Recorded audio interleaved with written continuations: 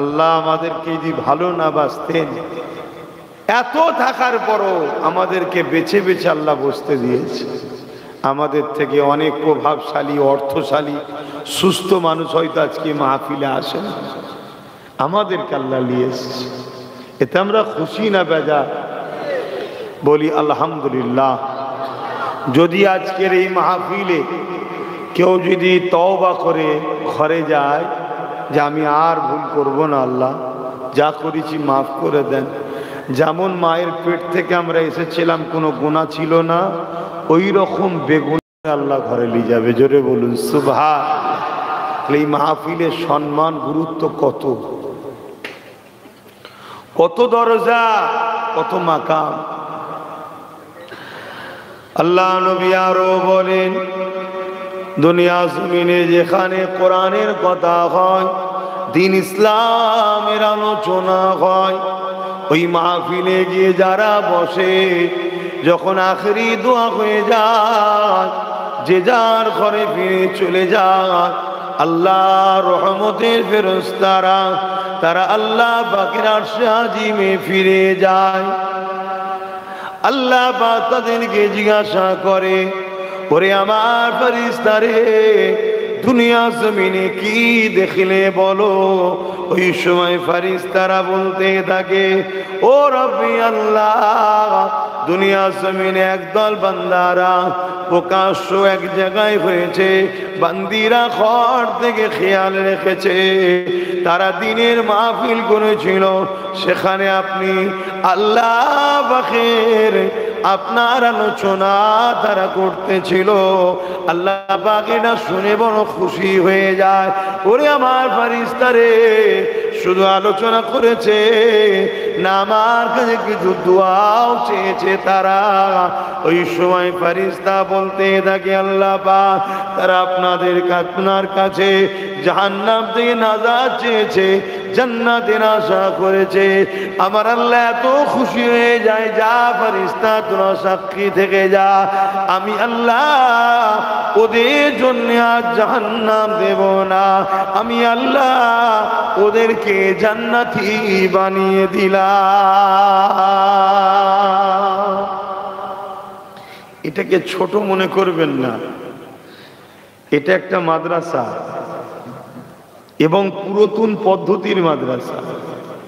এখানে বয়সের কোনো ফারাক নেই, এখানে নির্দিষ্ট ক্লাস করার ব্যাপার নেই। এখানে 80 বছরও আছে, 8 বছরেরও আছে।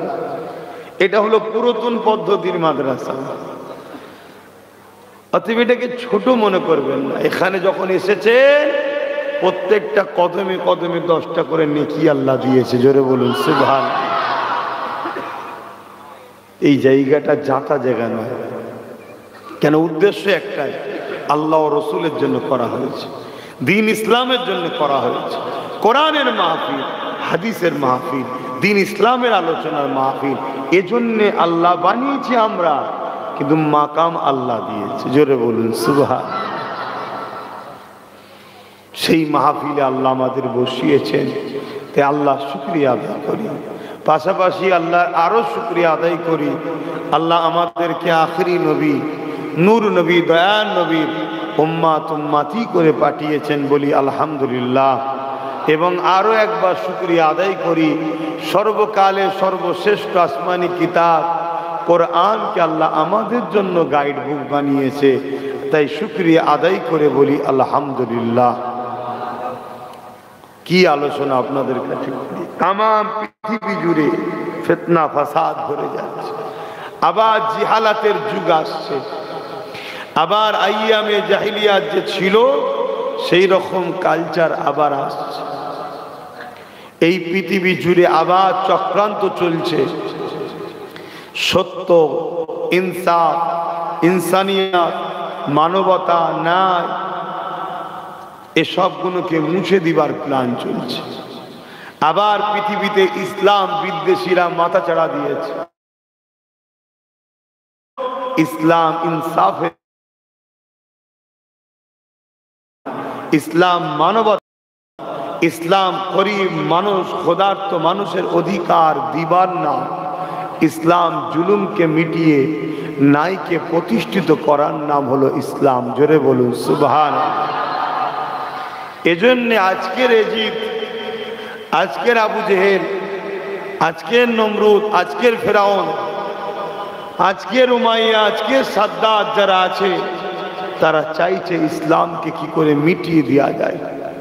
নানা রকম চক্রান্ত করছে, বিভিন্ন বিষয়ে ইসলাম বিরুদ্ধে কথা বলছে। আর আমাদের ঈমান দুর্বল হওয়ার কারণে তারা আজকে এত মাথা চাড়া দিতে পেরেছে। কেননা আমরা আল্লাহ রসুল থেকে অনেক দূরে সরে গেছি। যার যত বেশি আল্লাহ রসুলের সঙ্গে সম্পর্ক, মহাব্বত, তার ঈমান তত বেশি। মনে রাখবেন, ঈমানের বদৌলতেই আমরা কিন্তু টিকে আছি, ঈমানের বদৌলতেই আমরা যুগে যুগে বিজয় লাভ করেছি।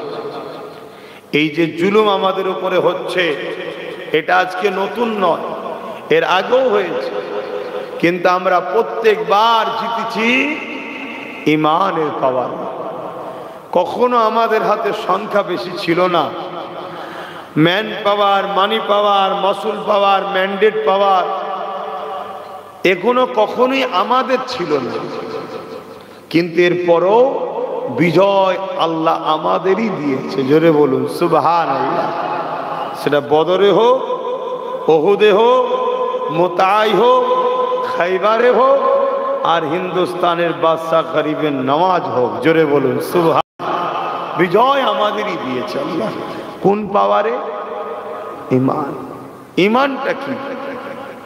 বিস্তারিত তো আমানতু বিল্লাহি ওয়া মালাইকাতিহি ওয়া কুতুবিহি ওয়া রাসূলিহি ওয়াল ইয়াউমিল আখির ওয়াল কদরি খাইরিহি ওয়া শাররিহি মিনাল্লাহি তাআলা ওয়াল বা'স বা'দাল মাউত। এটা তো বিস্তারিত, এত বেরেনে তো যুবকদের থাকবে না। ঈমান মুহাম্মদ আরবি সাল্লাল্লাহু আলাইহি সাল্লামকে রাসূল জেনে, জানের থেকে বেশি ভালোবেসে আদবের সাথে মেনে নেওয়াটা হলো ঈমান। জোরে বলুন সুবহানাল্লাহ। এই আকীদা যার মধ্যে রয়েছে, তার মধ্যে ঈমান রয়েছে। যে রাসূলের উপরে জানের থেকে বেশি মহব্বত রাখে না, সব থেকে বেশি আদব রাখে না, তার মধ্যে ঈমান নাই। ঈমান যদি না থাকে, কখনো আমাদের দুনিয়া আখিরাতেও কামিয়াবি নাই।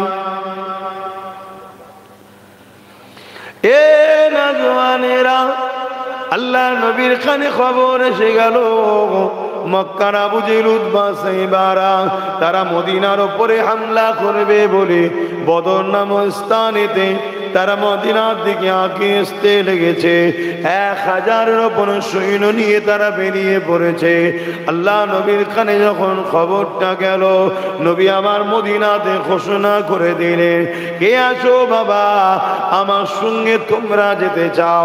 আমি আবু জেহেলকে রাস্তাতে রুকবো, তাকে মদিনায় আসতে দেব না, তার সঙ্গে আমি রাস্তাতে কথা বলবো, তার সঙ্গে আমি সলে করব, তার সঙ্গে আমি চুক্তি করব, তাকে আমি বুঝাবো যে মক্কা ছেড়ে দিয়ে আমি মদিনায় চলে এসেছি, কেন তোমরা মদিনার উপরে হামলা করতে আসো? যদি তারা এটা বুঝে যায়, তাকে মক্কাতে পাঠিয়ে দেব, আর নচেত মদিনায় যদি এসে যায়, তারা আমাদের উপরে হামলা করে দিলে মদিনার বুড়োরা, মুরব্বীরা, মদিনার বাচ্চারা, মদিনার মহিলারা, ওরা কাউকে ছাড়বে না। কেননা জালিমদের অন্তরে, যাদের অন্তরে ঈমান নাই, তাদের অন্তরে কখনো দয়া মায়া নাই। আল্লাহ নবী ঘোষণা করলেন, কে আছে চলো আমার সাথে যাবে। অপরদিকে তারা যদি না মানে, তাহলে মদিনা এবং মদিনাবাসী নিজেদের জানকে বাঁচাবার জন্য তাহলে আমাদেরকে ডিফেন্স করতেও হবে। জান বাঁচানো হলো ফরজ। জান বাঁচানো কি ফরজ। আপনি নামাজে দাঁড়িয়েছেন, হঠাৎ করে একটা সাপ আসছে দেখছেন, নামাজের মতো ফরজকেও আপনি ছেড়ে দিয়ে জান বাঁচাবার জন্য আপনাকে আগিয়ে যান বা সাপের হাত থেকে রক্ষা করেন, এটাও ইসলামে ইজাজত আছে। তাহলে জান বাঁচানো এত বড় ফরজ, চেষ্টা করা। ইচ্ছা করে জানের ক্ষতি করলে হবে না, হারাম। আল্লাহ নবীর এই এলানটা যখন হয়ে গেছে, মক্কা মদিনা জমিনেতে একটা ঘরের মধ্যে বাপ আর বেটার মধ্যে কথা কাটাকাটি হতে লেগেছে। এই কথা কাটাকাটি আমার আপনার মতো নয়। এ নওজওয়ানেরা, বাপ বলতে লেগেছে, বাবা ছেলে তুমি ঘরে থাকো, বাবা ঘর দেখো, কারবার দেখো, তুমি জমি জায়গা দেখো, ঘর দেখো বাবা। আমি রাসূলুল্লাহর সঙ্গে ওই আবু জেহেল যে মদিনার উপরে হামলা করতে আসছে, ওকে রুকার জন্য আমি যাব বাবা। বা ছেলে বলতে লেগেছে, আব্বা জান আপনার বয়স হয়েছে, আপনি ঘরে থাকেন, আমি যাব আবু জেহেলকে রুখতে। ভাবুন, যে জায়গায় যাওয়া জীবন চলে যেতে পারে, সেখানে যাওয়ার জন্য বাপ বেটাই কথা কাটাকাটি হচ্ছে। এ নওজওয়ান তরুণেরা, এই খবরটা আল্লাহ নবীর কাছে বিচার চলে এলো। আল্লাহ নবীর কাছে বাপ আর বেটা দুজনে চলে এলে, ইয়া রাসূলুল্লাহ, হাবিবাল্লাহ, আপনি আমাকে ইজাজত দেন, আমি আপনার সঙ্গে ওই জালিম আবু জেহেলকে মদিনায় হামলা করার হাত থেকে রুখবো, আমি আপনার সঙ্গে যেতে চাই। ছেলে বলতে গেছে, ইয়া রাসূলুল্লাহ, হাবিবাল্লাহ, লড়াইয়ের ময়দানে তাকুতের প্রয়োজন রয়েছে। আমার আব্বা জান মুরব্বি হয়ে গেছে, তিনি বয়স হয়েছে, ঘরে দায়িত্বে থাকো। ইয়া রাসূলুল্লাহ, হাবিবাল্লাহ, আমি যেতে চাই, আমাকে ইজাজত দেন। আল্লাহ নবী বললেন, এ আমার মুরব্বি সাহাবীরে, আমি রাসূলুল্লাহ আপনার ছেলেকে যাবার ইজাজত দিলাম। এই কথাটা শুনে মুরব্বি সাহাবীটা আসমানের দিকে চোখ তুলে চোখের পানি ফেলে কাঁদে আর বলে, ও রাব্বি আল্লাহ, আজ আমার বয়স আমাকে রাসূলুল্লাহর সঙ্গে দিনের পক্ষে দাঁড়িয়ে লড়াই থেকে দূরে রাখলো। এ যুবকেরা বলার উদ্দেশ্য এটা, তাদের দিনের জন্য সংগ্রাম করা, ন্যায়কে প্রতিষ্ঠিত করার জন্য সংগ্রাম করা, অন্যায়কে রুখার জন্য সংগ্রাম করা। সাহাবা হুজুরদের কতটা দরদ নেশা ছিল দেখুন। আর আজকে আমরা কি করছি? আমরা বড় দুর্বল ইমানের অধিকার হয়ে গেছি, তাই আমরা ঘাবড়ে যাচ্ছি শুধু। আর এই ঘাবড়ে যাচ্ছি বলেই তো জালিমরা মাথায় উঠছে, একটার পর একটা ইসলাম বিদ্বেষী কথা ছড়াচ্ছে, মিথ্যাচার করছে আমার ইসলামকে নিয়ে। 5 মিনিট আজানের বিরোধী করছে, বছরে একবার কি দুবার শহর এলাকাগুলোয় নামাজ একটু রোডে চলে যাবে, সেখানে আপত্তিজনক করছে। অথচ মাসকে মাস দুনিয়ার বাকি সবাই রোড বন্ধ করে বসে আছে, কোনো সমস্যা নেই, শুধু আমাদের বেলায় সমস্যা। কেন ভাবতে হবে? কেন বললেই তো আমি খারাপ হয়ে যায়, তারপরেও বলতে লাগে আমাদের আব্বাজান নেই, গার্জেন নেই, তাই এতিম আমরা। বুঝছেন তো, আমরা এতিম, আমাদের দলও নেই, আমাদের নেতাও নেই, এজন্য আজ আমরা মার খাচ্ছি। আর সবার হয়ে বলার লোক আছে। বাপেরা, নওজওয়ানেরা, তরুণেরা, বদরের ময়দানে আল্লাহ নবী সাহাবা হুজুরদিওকে নিয়ে গেলেন। মাত্র 313 জন হয়েছে। এ নওজওয়ান তরুণেরা, অপরদিকে 1000-এর ওপরে আবু জেহেল বাহিনী চলে এসেছে। 1000-এর হাতে সুসজ্জিত অস্ত্র রয়েছে, 1000-এর কাছে ঘোড়া রয়েছে, উট রয়েছে, হাতি রয়েছে, 1000 বাহিনীর কাছে যুদ্ধের লিবাস রয়েছে। আর আমার নবী পাকের সাহাবা হুজুরদের হাতে কিছুই নাই, খালি হাতে দাঁড়িয়ে রয়েছে। আল্লাহ নবী এমন সময় বদর নামক স্থানেতে আবু জেহেলকে পেয়ে গেল। তারা মদিনার দিকে যাচ্ছিল, আল্লাহ নবীর সামনাসামনি দেখা হলো। আল্লাহ নবী আবু জেহেলকে দাঁড় করালো। আবু জেহেলকে দাঁড় করিয়ে বলতে লাগলো, এ আবু জেহেল, মক্কা জমিন থেকে আমি রাসূলুল্লাহ তো চলে এসেছি, তোমরা আমাকে মক্কায় অনেক কষ্ট দিয়েছিলে, আমাকে জানে পর্যন্ত মেরে দিতে চেয়েছিলে, আজ আমি মদিনার জমিনে চলে আসছি, মদিনার মানুষদিগকে নিয়ে আমি রাসূলুল্লাহ রয়েছে, এখন শুনলাম নাকি তুমি মদিনার উপরে হামলা করবে, এই জুলুমটা তুমি করো না। বুঝাচ্ছে, যদি বুঝিয়ে মীমাংসা হয়, আমরা যেমন আজও বুঝাচ্ছি যে আমাদেরকে একচুকো ভাবে দেখো না, বুঝাচ্ছি না বুঝাইনি? খুব বড় ভয়ানক ক্ষতি হবে, বুঝাচ্ছি না বুঝাই না? যেদিন একেবারে আর বুঝবে না, সেদিন আমাদের ঘরেও সাহাবা হুজুরদের মতো পাঠ নিতে হবে। অসুবিধা আছে নাকি? সাহাবা হুজুরা ভুল করেছে, তা আমরা সর্বসময় মীমাংসাতে বুঝাই।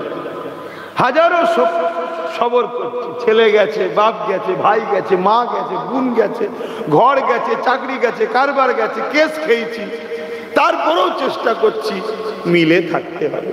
কি চেষ্টা করছি না করছি? কিন্তু একতরফা প্রেম কদিন চলবে বলেন না? একদিন তো ডিভোর্স হবে। আর যেদিন ডিভোর্স হবে সেদিন বাপ ইতিহাস বলছে হাড়ে হাড়ে বুঝিয়ে দেবো ইনশাআল্লাহ। আমরা ছাড়ার লোক নয়, ইতিহাস বলছে আমরা কখনো ছেড়ে দেওয়া লোক নয়। কিন্তু আমরা সর্বসময় কিন্তু কেউ আমাদের দিকে এক হাত বাড়াবে আশা করি না, আমরা তার দিকে 100 হাত আগে চলে যাই, যে বলি ভাই কমসে কম 1 হাত বাড়া। তারপরেও যদি হাত ছিটকে দেয়, তারপরেও পিছনে ঘুনঘুন করি, ভাই বাড়া না, ভাই ভাই আয়, ভাই ভাই ভাই হই আয় ভাই। কিন্তু যখন একেবারে আমাকে অপছন্দ করবে, আমারও তো জান আছে রে বাবা, তাই তো নাকি? আমিও তো মানুষ, এই জমিনটা তো আমার জন্য বানানো হয়েছে, আমারও তো বেঁচে থাকার হক আছে। কি আমারও ছেলেপুলের কথা একটু ভাবতে হবে তো নাকি? আমি বলতে শুধু আমি বলছি না, আমাদের বলছি, আমাদেরও সন্তানদের মুখে ঘরে, গার্জেনদের ঘরে একটু তাকাতে হবে তো নাকি? এই বাচ্চাগুলোর ভবিষ্যৎ কি হবে একটু দেখে যেতে হবে না? হ্যাঁ, আমরা হয়তো নিজের মুখের খাবার কেড়ে নিয়ে গরিবের বাচ্চাদেরকে খাইয়েছি, ইতিহাসে আছে, ইতিহাসে আছে, আমরা করেছি। কে বলেছে করে না? হযরতে খাতুনে জান্নাত নিয়ত করলেন কিসে? ইমামে হাসান হোসেন হুজুর অসুস্থ, একটু কথাটা বলে দিই, তাই ওই দিকে যাচ্ছি। ইমামে হাসান হোসেন হুজুর অসুস্থ হয়েছে, ছোট ছোট 2 ভাই অসুস্থ হয়েছে। তিনাদের আম্মা জান খাতুনে জান্নাত ফাতেমা জাহরা রাদিয়াল্লাহু তাআলা আনহা, তিনি নিয়ত করছেন যে আল্লাহ, আমার বাচ্চা দুটোকে যদি আপনি সুস্থ করে দেন, আমি 3টে রোজা রাখবো আপনার খুশিতে। মান্নত করলেন 3টে রোজা রাখবো। বলুন সুবহানাল্লাহ। আপনাদেরও কোনো সমস্যা হলে আল্লাহর কাছে এরকম নিয়ত করবেন, রোজা রাখবো, 100 রাকাত নামাজ পড়বো, কথা বুঝা যায়, 1 খতম কোরআন তেলাওয়াত করব, এগুলো করবেন। এগুলো সাহাবা হুজুরদের জীবনী থেকে পাওয়া গেছে, কথা বুঝে আসছে। বা গরিব মানুষকে খাওয়াবো, এটাও ভালো কাজ, 10টা গরিবকে আমি খাওয়াবো, নিয়ত করব। তো যাই হোক, হযরত ইমামে হাসান হোসেন হুজুরকে আমার আল্লাহ সুস্থ করে দিলেন। বলুন আলহামদুলিল্লাহ। তা খাতুনে জান্নাত মাওলা আলী খোদার সঙ্গে আলোচনা করছে যে আমি তেরাম নিয়ত করেছিলাম, তা আমি রোজা রাখবার নিয়ত করছি, ইজাজত। কথা বুঝে আসছে? ফরজ রোজা ছাড়া অন্য রোজা রাখলে স্বামীর থেকে ইজাজত নিতে হয়, স্বামীকে জানাতে হয়, কথা বুঝে আসছে? তো সেই জায়গাতে হযরতে মাওলা আলী বললেন, বাহ ভালো কথা, তো আমিও রোজা রাখবো আপনার সাথে। ইমাম হাসান হোসেন হুজুর শুনলেন, তিনারা বললেন আম্মা আমরাও রাখবো। একজন ঘরে কাজের মহিলা ছিলেন, ফিজ্জা তিনার নাম, তিনিও বললেন আমিও রাখবো। 5 জন রোজাদার হয়ে গেলেন। আল্লাহু আকবার। 5 জন রোজা রাখছে। তো সেহরির সময় হয়েছে, সেহরিতে খাবে কি? আমাদের মতো ঘর নয় গো, তাদের বদৌলতে আল্লাহ আমাদের খাওয়াচ্ছে। হ্যাঁ, তাদের বদৌলতে আল্লাহ আমাদের খাওয়াচ্ছে। রেজেকের মালিক বেশাক আল্লাহ। রেজেকের মালিক কে? সবাই বলুন কে? আল্লাহ, এটা কোনো সন্দেহ নেই। তাই রেজেক নিয়ে যে চিন্তা করে তার থেকে বড় বোকা আর কেউ নেই। যে মুখ দিয়েছে তিনি এত মহান মালিক, সাততমক জমিনের নিচে ছোট্ট ছোট্ট দূরবীনদের দেখা জীব জন্তু পোকা মাকড়কেও টাইমে টাইমে তিনি খাওয়ান। জোরে বলুন সুবহানাল্লাহ। আশরাফুল মখলুকাতকে খাওয়াবে না? যে আমার আল্লাহকে মানে না, দেখুন তাদেরকেও আল্লাহ খাওয়াচ্ছে, তারা আমাকে আপনাকে খাওয়াবে না? রেজেক নিয়ে যে চিন্তা করে সে তার থেকে বড় বোকা আর কেউ নেই। হালালটা যেন আল্লাহ দেয় এর চেষ্টা করা দরকার, এর জন্য দোয়া চাওয়া দরকার। তা হযরতে খাতুনে জান্নাত দোনো জাহানের সুলতানের বেটির ঘরের খবর দেখবেন। সেহরিতে কিচ্ছু নেই, পানি পানি দিয়ে সেহরি করছে। আর আমাদের ঘরে, আল্লাহ মাফ করুক আমাকেও আপনাদেরকেও, আমাকে আগে মাফ করুক, কত কি নষ্ট হচ্ছে আমাদের। আল্লাহ কি না দিয়েছে, কিন্তু আমরা আল্লাহ ভুলে যাচ্ছি। আর তাদেরকে আল্লাহ কি কঠিন পরীক্ষা নিয়েছে, তারা কিন্তু আল্লাহ ভুলে নেয়। হযরতে মাওলা আলী একদিন এসে খাতুনে জান্নাতকে বলতে লেগেছে, ও হযরতে খাতুনে জান্নাত ফাতেমা, কয়েকদিন হয়ে গেল হাসান হুসাইন আপনার আমার খাওয়া হয়নি। শুনছেন তো? আল্লাহ হিসাব নেবে।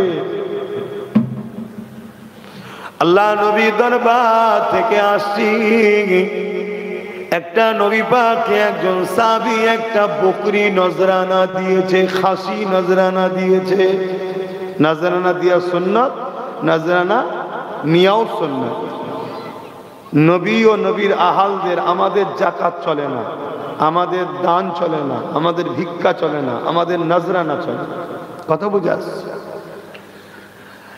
এই হযরতে খাতুনে জান্নাত, ওই খাসিটা যদি আপনি আব্বার কাছে নিয়ে আসতেন, তাহলে আপনার আমার হাসান হুসাইনের কয়েকদিন খাওয়াইনি, ওটাকে নিয়ে তাহলে আমাদের খাওয়া হতো। হযরতে খাতুনে জান্নাত চলে গেলেন, আব্বাকে সালাম দিয়ে বললেন, আব্বা শুনলাম একটা নজরানা কোন সাহাবা ভাই আপনাকে দিয়েছে খাসি, ওটা কি আমি নিতে পারি?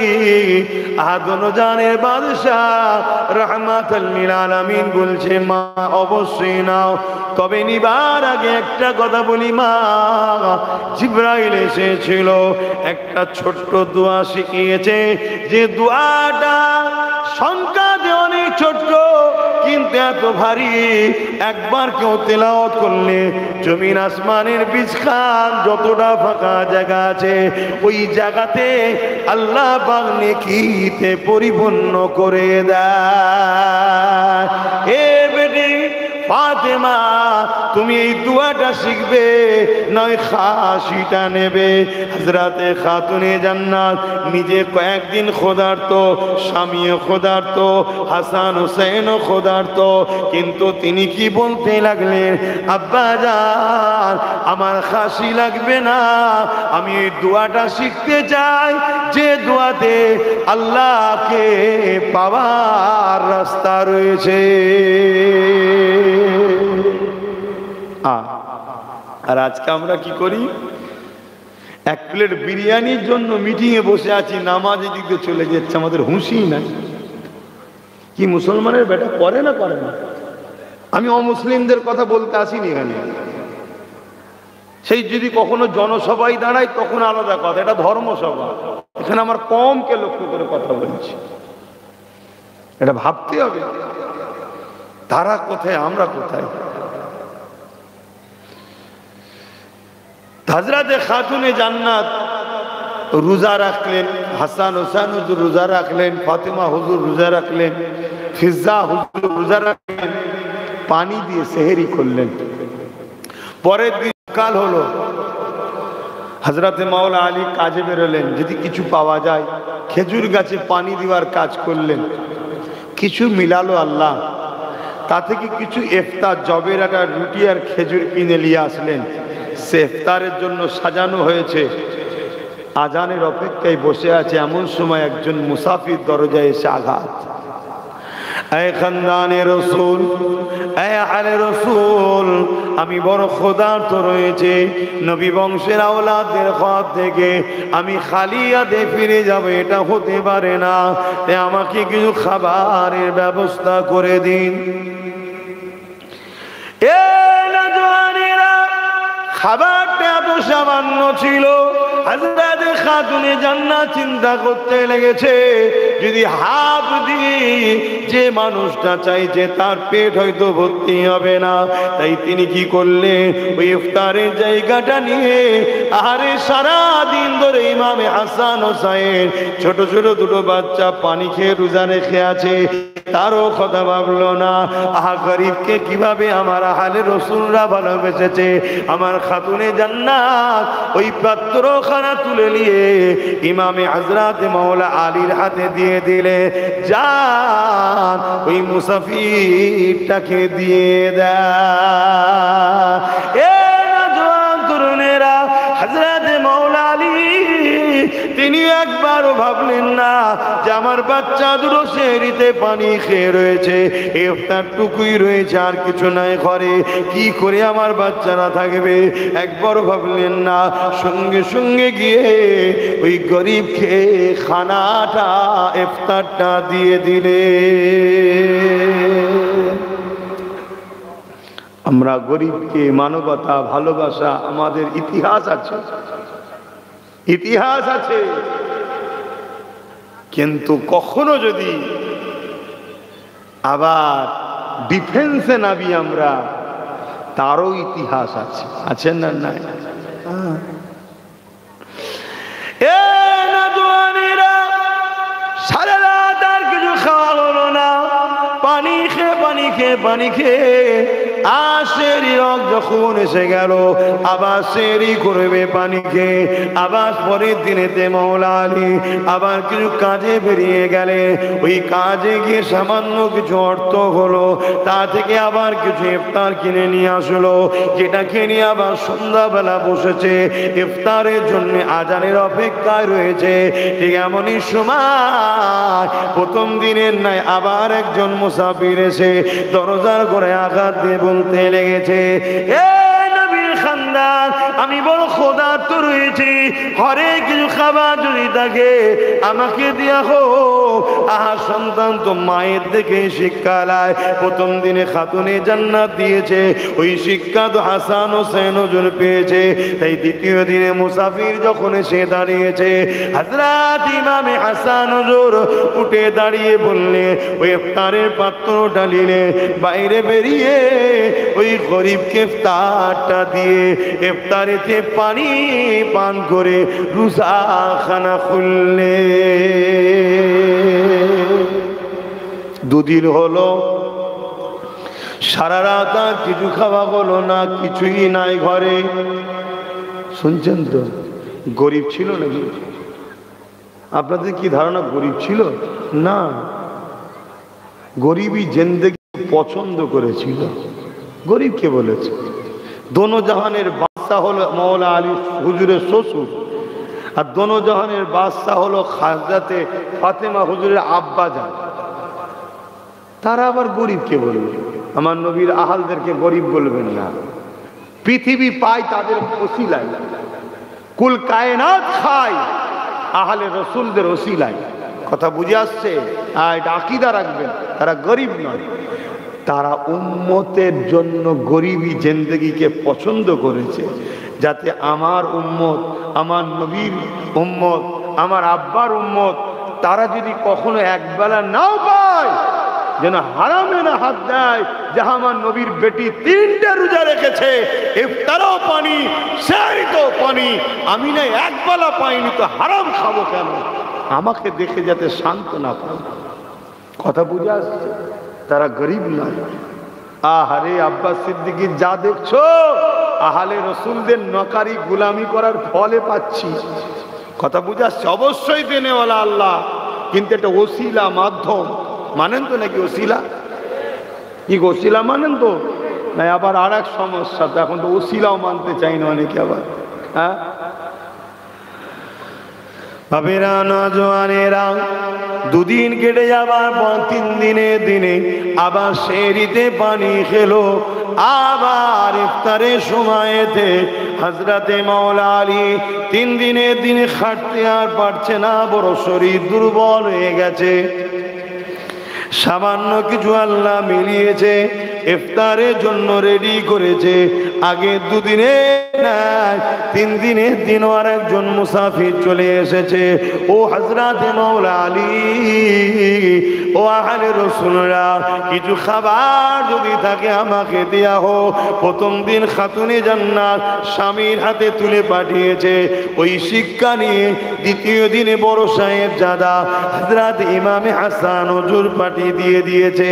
তৃতীয় দিনে ছোট সাহেব জাদা ইমামে হোসাইন আলাইহিস সালাম তিনি উঠে দাঁড়িয়ে গিয়ে ওই ইফতারটাকে নিয়ে গিয়ে ওই গরীবের হাতে তুলে দিয়ে পানি দিয়ে ইফতারি করেছে।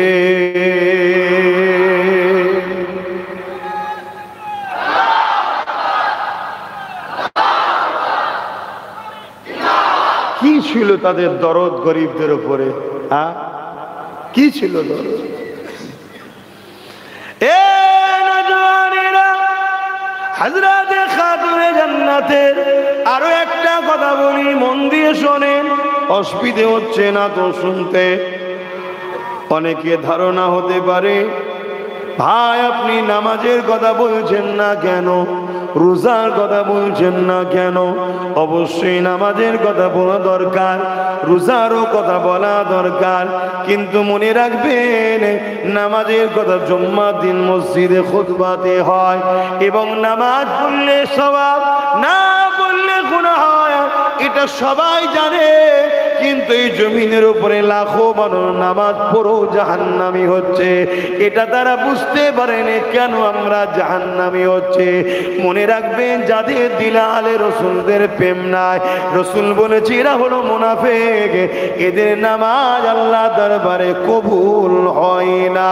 কারণ ওই নামাজও কবুল হওয়াতে গেলে আহলে রসুলদের উপরে নামাজের মধ্যে দরুদ পড়তে হয়।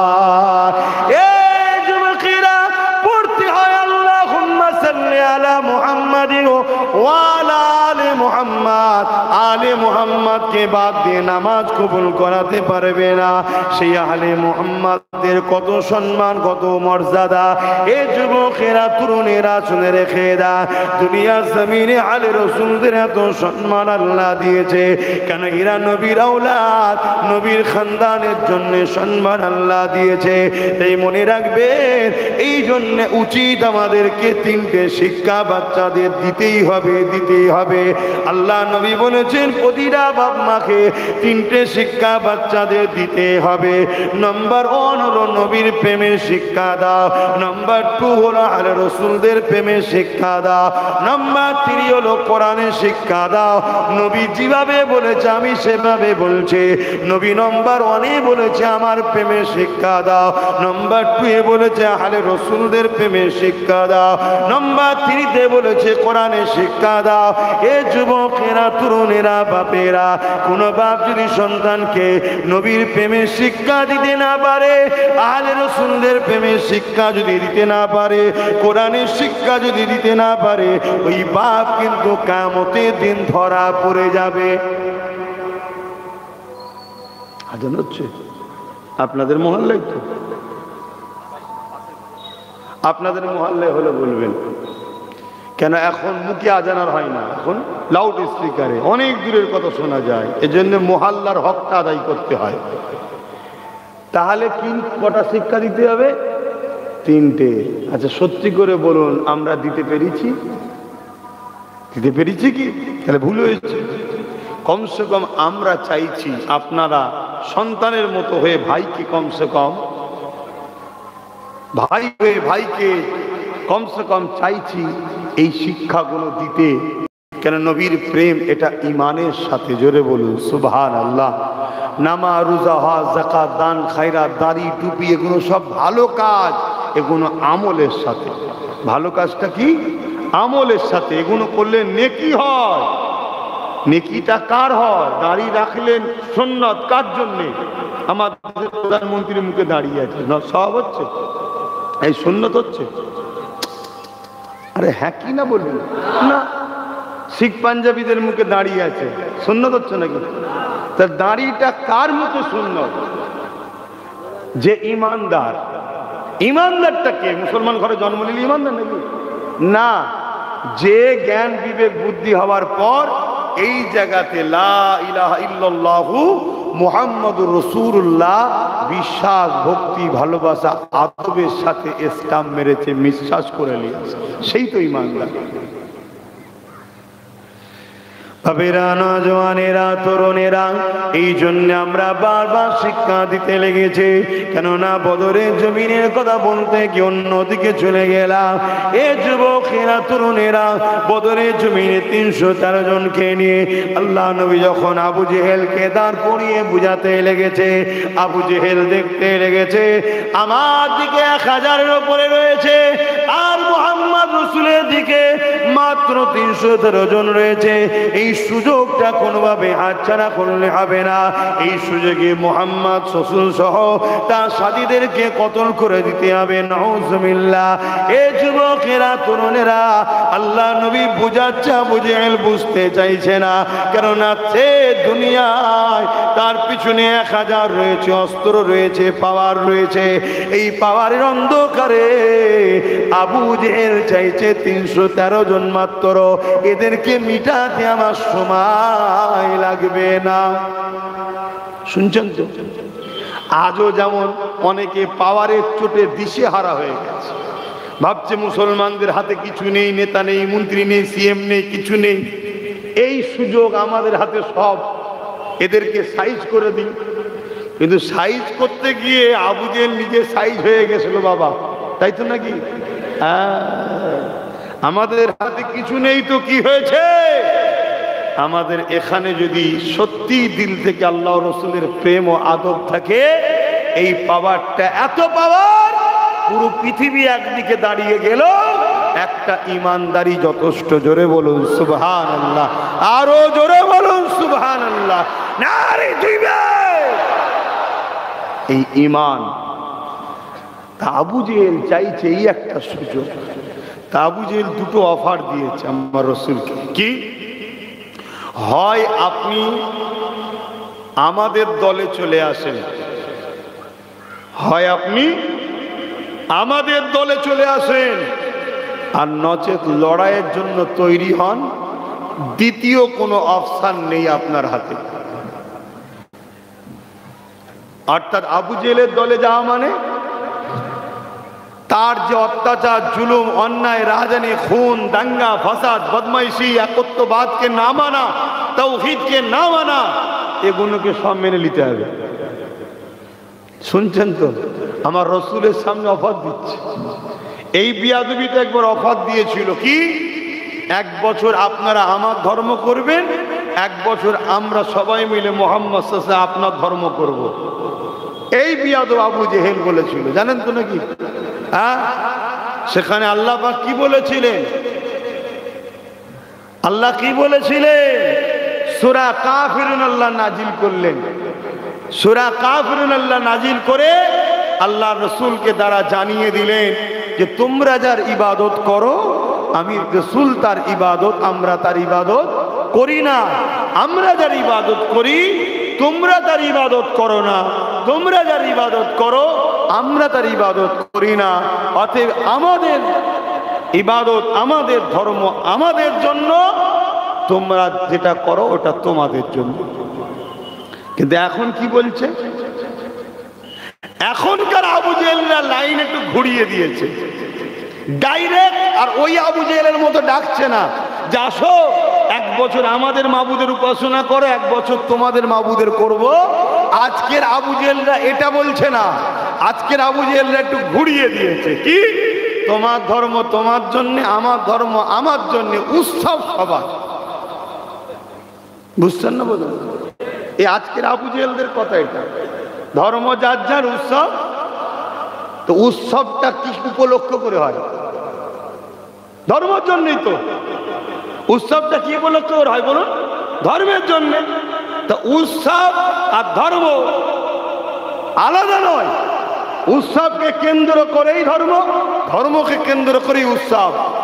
যদি একই হয় বলো, উৎসব যদি সবারই হয় বলো, তাহলে কেউ কি আছে যারা বলছে কুরবানিতে এসে ঠ্যাক ধরবে? কথা বলুন। তার বেলায় না, ওটা নয়, ফল খাবার বেলায় আসে। ফল কি আসে না, আসে না? ফল খাবার সময় আসে। তো এই যে একটা আজকের আবু জেহেলদের ঘুরিয়ে দেওয়া পথ, শুধুমাত্র দুনিয়ায় লক্ষ্য আমাদেরকে আল্লাহ রসুল থেকে সরাবে, অন্য কিচ্ছু নয়। পুরো পৃথিবী জুড়ে একটাই চক্রান্ত চলছে। আমেরিকা বলুন, ফ্রান্স বলুন, ব্রিটেন বলুন, জাপান বলুন, রাশিয়া বলুন, হিন্দুস্তান বলুন, সারা পৃথিবীতে একটাই কাজ চলছে, যেমন অক্ষরে আল্লাহ রসুল থেকে উম্মতে মুহাম্মাদি মুসলমানকে সরিয়ে দাও, আর কিছু কাজ নয়। সরে গেলেই ফেরাউন সাকসেসফুল, আর মুসা থাকলেই ফেরাউন বিপদ। শুনছেন তো নাকি? সরে গেলেই নমরুদ সাকসেসফুল, আর না সরলেই ইব্রাহিম থাকলেই নমরুদের টেনশন।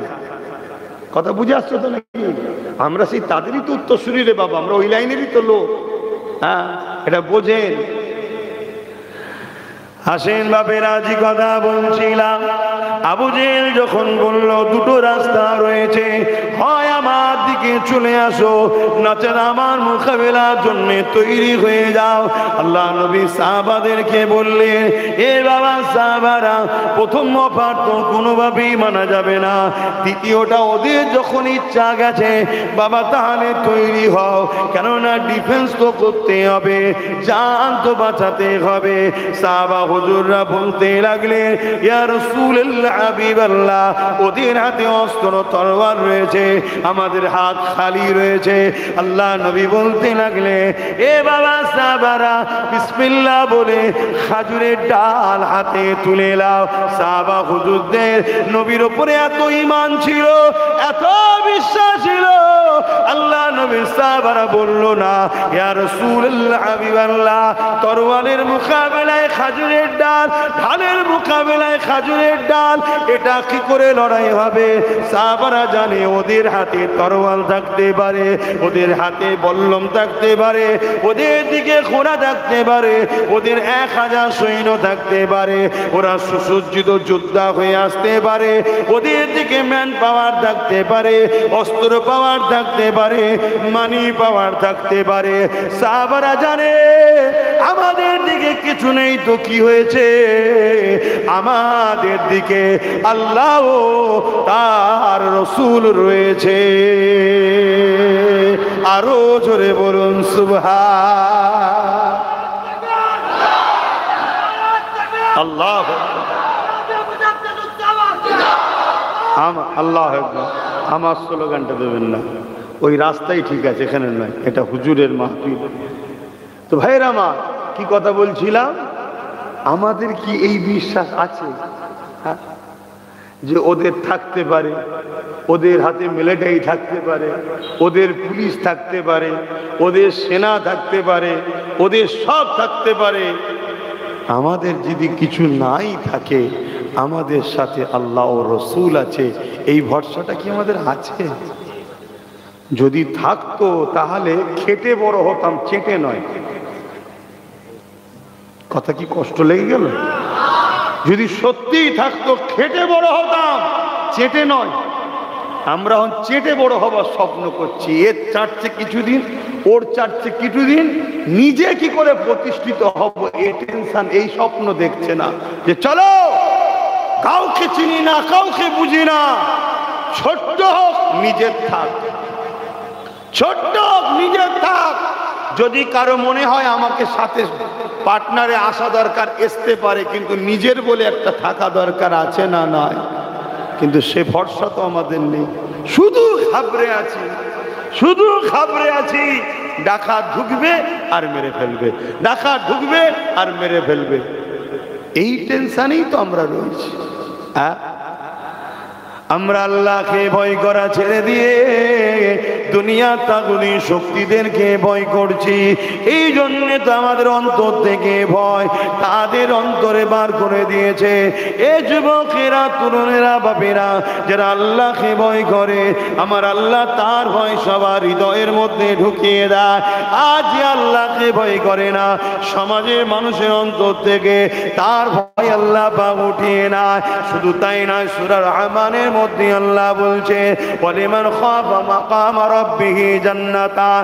এ দুনিয়ার মানুষেরা, তোমরা আমি আল্লাহ আমাকে যারা ভয় করবে, আমি আল্লাহ তাদের জন্য দুটো জান্নাত দেব।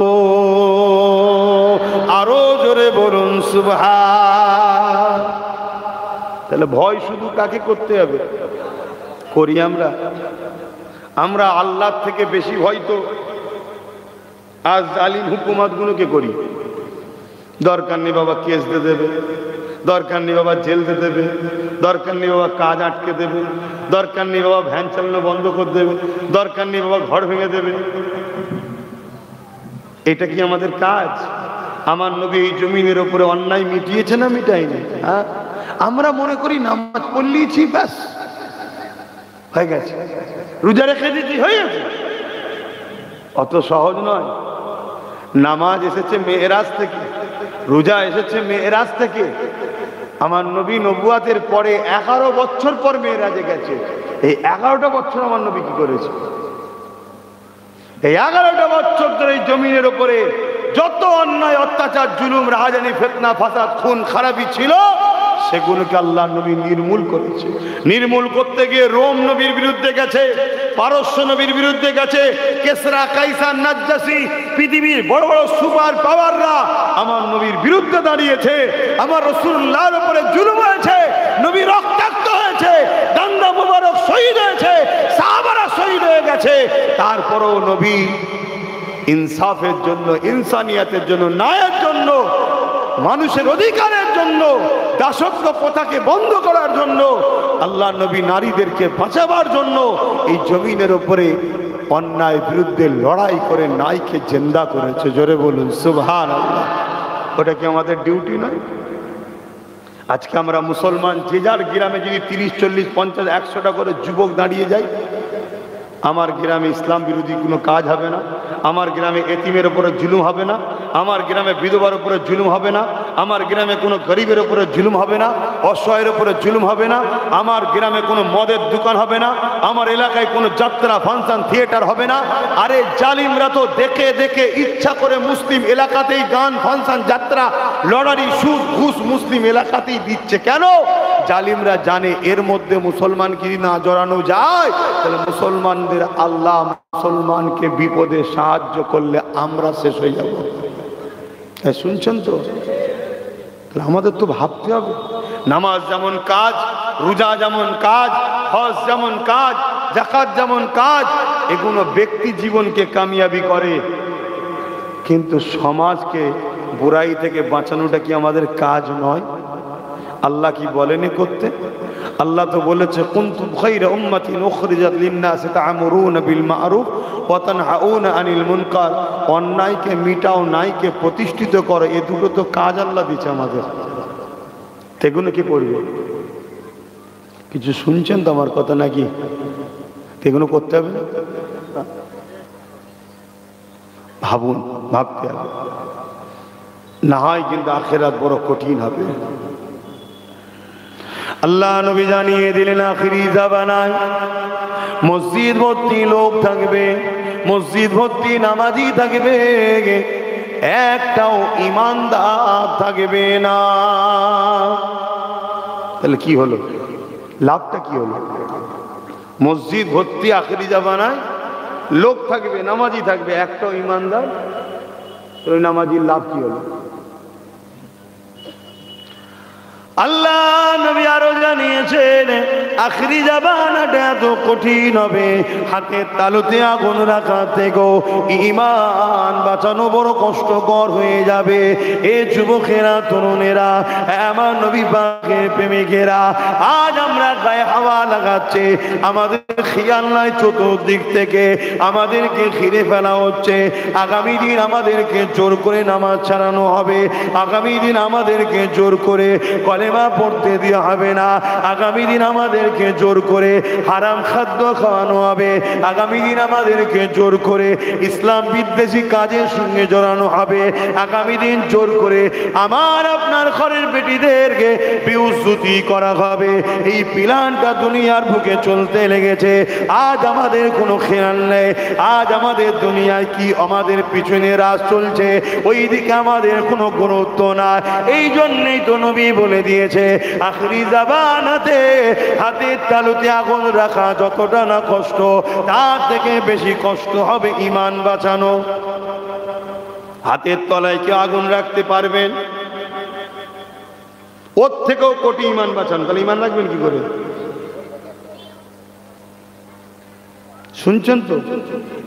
নিজেরাই কোনো জায়গায় বোম ফাটাবে, ভালো ভালো মুসলিম লোকেদেরকে টার্গেট করে তাদেরকে তুলে চলে যাবে। শুনছেন? তাদের বাড়ি বাড়ি ঢুকবে, মা বোনেদেরকে বেইজ্জতি করবে, তাদের পর্দা আবরু বেয়ার শুরু করবে। শুনছেন? আপনি কিছু করতে পারবেন না। কেন? যারা করছে তাদের হাতে রাজ পাওয়ার আছে, আপনার ফু দিয়ে রাজ পাওয়ার রোকা যায় না। শুনছেন তো? আপনার হাতে রাজ পাওয়ার নেই। কথা কিছু বুঝছেন? আজ বড় প্ল্যান করে আমাকে আপনাকে হারাম খাওয়ানো হচ্ছে, কাল জোর করে হারাম খাওয়ানো হবে। আজ বড় প্ল্যান করে খাওয়ানো হচ্ছে, চমুক জায়গায় যাবি বিরিয়ানি দেওয়া হবে, মরা চিকেন খাওয়াইয়ে দিচ্ছে। আশপাশে সব পোলট্রির দোকান থাকে না, এই বললো তোদের কালকে যদি কিছু মরা থাকে পাঠিয়ে দিবি, সব কেটে কুটে চালিয়ে দে, খা খা খা খা। কেন জানে এগুলো মুসলমানদের না খাওয়ালে এদের ঈমান নষ্ট করা। আমার অসুবিধা হচ্ছে নাকি? আমি এই লাইনে ওয়াজ করি, বাপ জেনে শুনেই দাওয়াত করেছেন, জেনে শুনে এসছে। আমাকে অন্য লাইনে নিয়ে গেলে হবে কি করে? কি আমি অপারেশন করার রুগী আর আপনি আমাকে হোমিওপ্যাথি ওষুধ চাইলে হয় আমার কাছে আসেন, কেটে কুটে ফেটে ফুড়ে বার করে সেলাই করে ছেড়ে দেবো, যা। কথা বুঝছেন তো নাকি? যার যেটা কাজ তাকে সেটা করতে হবে নাকি? আপনি যদি বলেন না কাটাকুটি করবেন, তাহলে হোমিওপ্যাথি ডাক্তারের কাছে যান। আমায় নিয়ে এসছেন কেন? আমি তো কাটাকুটিওয়ালা লোক, সার্জেন করা লোক। কি গো, বুঝছো তো নাকি? মন টন খারাপ, তবে ঠান্ডা খুব দেখছি।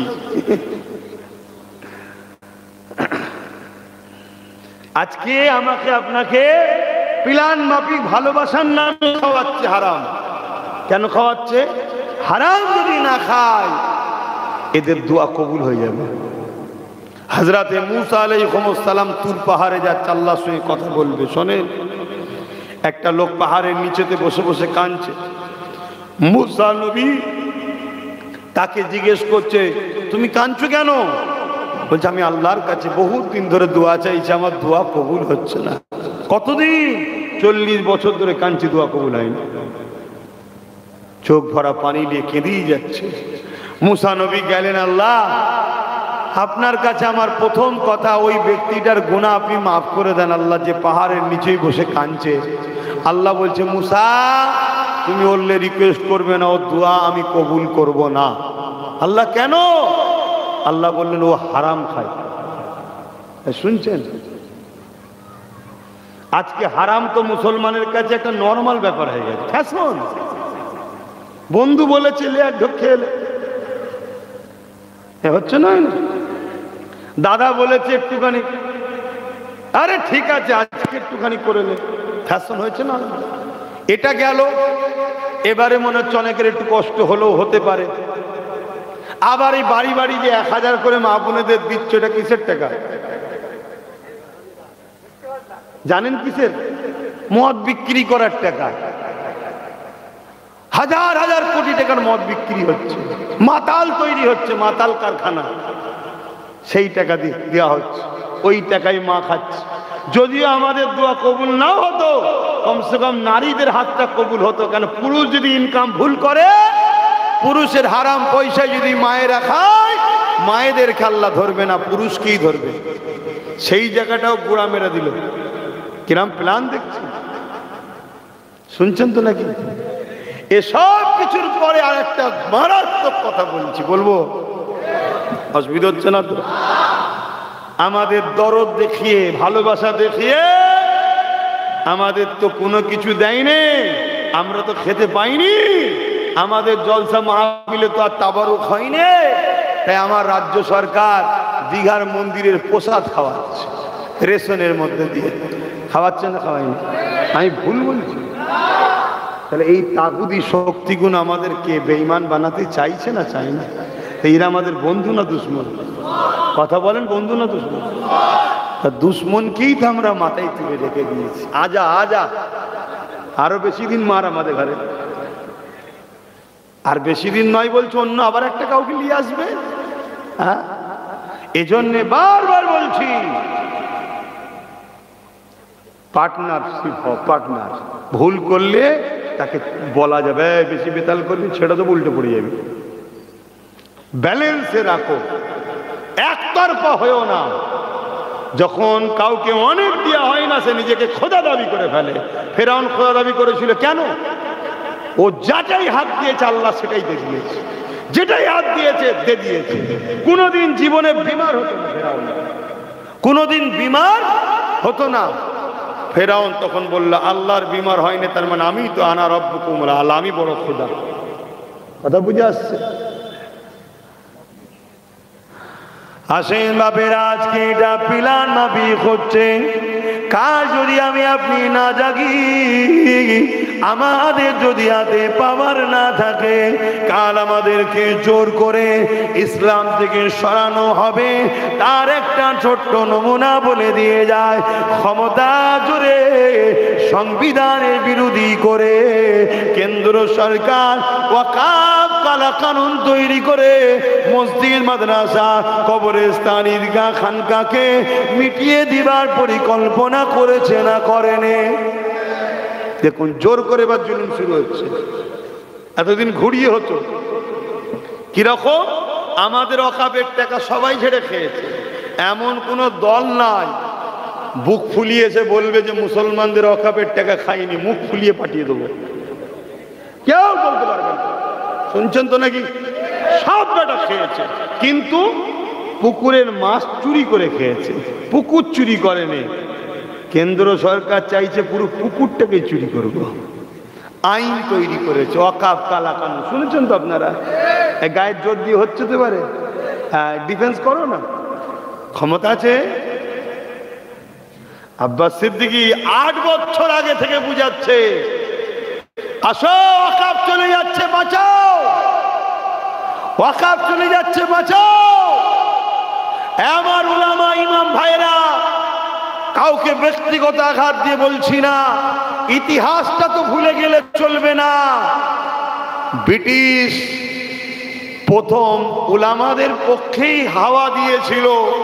কাজ মিটে যাওয়ার পর যখন দিল্লি থেকে আব্দুল আজিজ মুহাদ্দিস দিলবি আওয়াজ দিল, এ ব্রিটিশদের বিরুদ্ধে লড়াই করা ফরজ, দিল্লি থেকে লাহোর পর্যন্ত উলামাদের, হাফেজদের লাশ প্রতিটা গাছে টাঙিয়ে দিয়েছিল ব্রিটিশরা।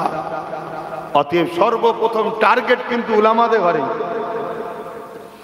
কিন্তু আজকে এত বড় একটা জিনিস ঘটছে, আমরা তো এসআইআর এর চাপে ওয়াকাফটাকেই ভুলে গেছি। অনেকে শুধু কাগজ নিয়ে ছুটছি, আমার কাগজ কি হবে? হ্যাঁ, তবে এসআইআর হয়ে একটা কিন্তু ভালো জিনিস হয়েছে, কি বলেন তো? যে ছেলে পুলে বাপ মার খোঁজ রাখতো না, এখন বাপ মার খোঁজ নিচ্ছে যে ঠিক আছে কি দেয়। হ্যাঁ, একটা ভালো গুণ রয়েছে। বাকি রাষ্ট্রীয় যে এসআইআর, সেভাবে যদি হয় আমি এসআইআর এর বিরুদ্ধে নয়, কিন্তু রাজনীতির এসআইআর যদি হয়, অর্থাৎ আমার ভোট আমি রাখবো, অন্যকে বাদ দেবো, তাহলে এই এসআইআর কে ব্যান্ড হওয়া দরকার। সংবিধান বিরোধী, পুরো দেশবাসীকে, রাজ্যবাসীকে ঐক্য হয়ে এই এসআইআর কে বন্ধ করে দেওয়া দরকার।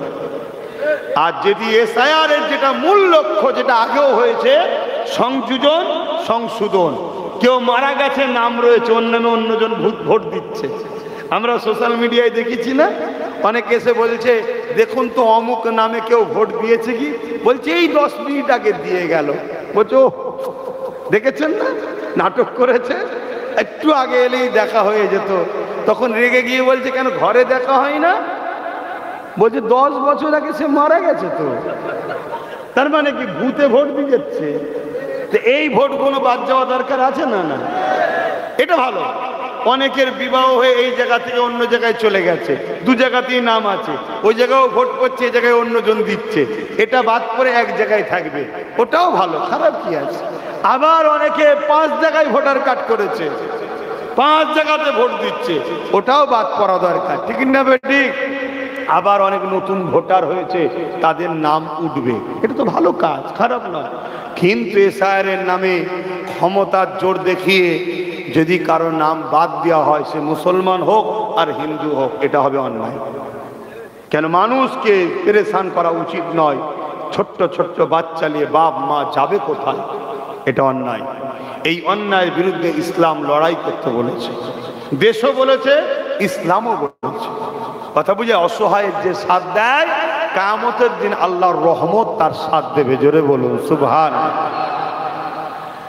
যা ওদিকে যাচ্ছি না, চলে আসেন, আল্লাহ দিনকে মজবুত করে ধরে, ইমানকে মজবুত করে, নবীকে পিয়ার করে, নামাজের সময় নামাজ পড়ে, রোজার মাসে রোজা রাখে, মালদাররা হজ করে, যাকাত দেন মালদারেরা।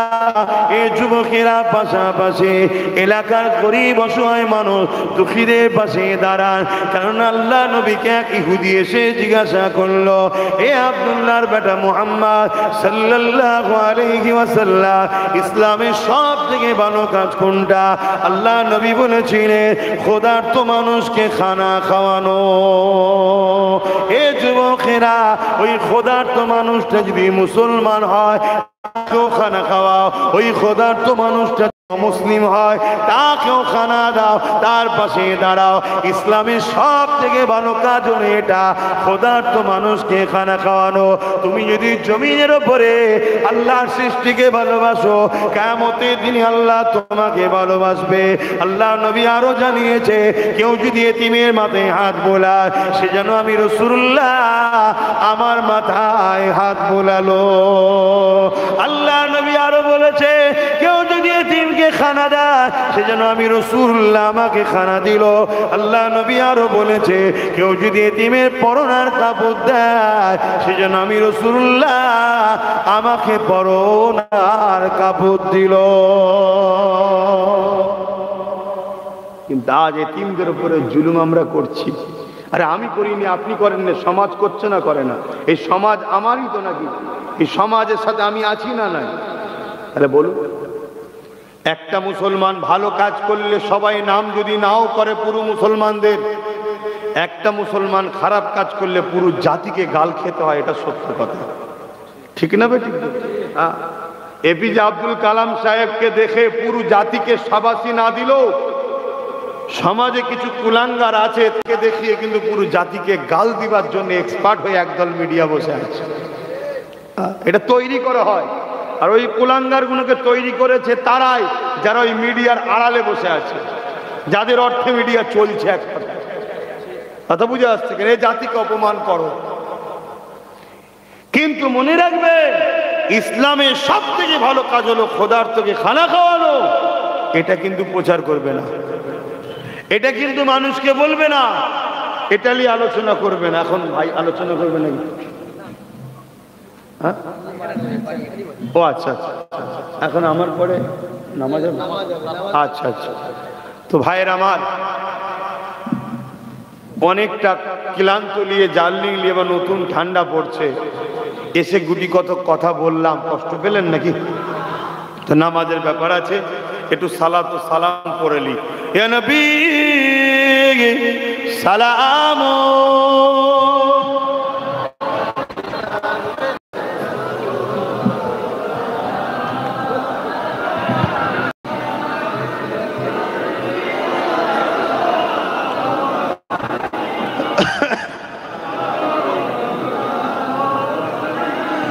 এই যেটা ঠান্ডা গরম হচ্ছে না, এতে কষ্ট হয় আমার। দিনের বেলার মাহফিলগুলো পড়ছি, ঘেমে যাচ্ছি, আর রাত্রির মাহফিলগুলো তো আবার ঠান্ডা লেগে যাচ্ছে। আমাকে রোজ তো দুটো করে মাহফিল, একটা দিনে 2 থেকে 4টে করতে হচ্ছে, আর মাগরিব থেকে ঈশা পর্যন্ত থাকি, কিন্তু আমার তো 1 ঘন্টা লেটে গাড়ি ঢুকেছে। তো এই যে রাত্রির মাহফিলগুলো, নতুন নতুন ঠান্ডা পড়ছে, লেগে যাচ্ছে ঠান্ডা, আর দিনের বেলা অচ করতে গিয়ে ঘেমে যাচ্ছে। হ্যাঁ, এই ঠান্ডা গরমে শরীর খারাপ হয়ে যাচ্ছে। তো যাই হোক, আসেন, আমি একটা নীতি নিয়ে চলি, একটা প্ল্যাটফর্ম নিয়ে চলি। আমি চাই আপনারা বিষয়গুলোকে বোঝেন। লোহা না হলে লোহা কাটা যায় না, মুফতি না হলে মুফতির ফতোয়ার বিরুদ্ধে ফতোয়া। একটা মুফতি কোনো ফতোয়া দিয়েছে, সাধারণ লোক যদি, সাধারণ আলেমও যদি ওর বিরুদ্ধে ফতোয়া দেয়, ওটা শরিয়াতে গ্রান্টেড, সমাজে গ্রহণযোগ্য হবে না, বলবো অন্য মুফতির থেকে নিয়ে আসো। ঠিক তো নাকি? ঠিক তেমনই একটা রাজনীতির নেতা দ্বারা যদি ইসলাম ও সাধারণ মানুষ আঘাত পায়, তাকে প্রতিহত করার জন্য আপনাকে আরেকটা রাজনীতির নেতা দ্বারা করলেই মানায়। সাধারণ মানুষ করলে ওদের আসর পড়বে না। কথা কিছু বুঝে আসছে? এই সব কিছু চিন্তা ভাবনা করে আমি চিন্তা করেছি, আমি নাই হুজুর মানুষ জলসা মাহফিল করছি, কিন্তু এই কোটি কোটি নিরীহ মুসলিম অমুসলিম আমাদেরকে যারা ভালোবাসে, ভালো না বাসলেও অনেক অসহায় গরিব মানুষ কাল ভালোবাসবে, বিপদে পড়ে আছে, এদের বাঁচাবার জন্য, এই জালিমদের হাত থেকে রক্ষা করার জন্য আমাদেরও প্ল্যাটফর্মের দরকার আছে না? না, এজন্য আমি আমার ভাই নওসাদকে ওই দিকে দিয়েছি। খবর আপনারা জানেন তো নাকি? এতে কি আপনারা আমার উপরে নারাজ হয়েছেন নাকি? আমি কিছু ভুল করেছি? সবার অধিকার আছে। আমি এই দিকে আছি, ওকে বলেছি তুই দেশ ও দেশবাসীর সেবা কর, মুসলিম অমুসলিম সবার পাশে দাঁড়া। আর আমি আপনাদের কাছে এসেছি, বুঝাচ্ছি, নাই সত্য ইনসাফের পক্ষে মানুষকে আহ্বান জানাচ্ছি, ইসলামের দিকে ডাকছি। এই যে কাজটা করেছি, কোনো অন্যায় করিনি তো?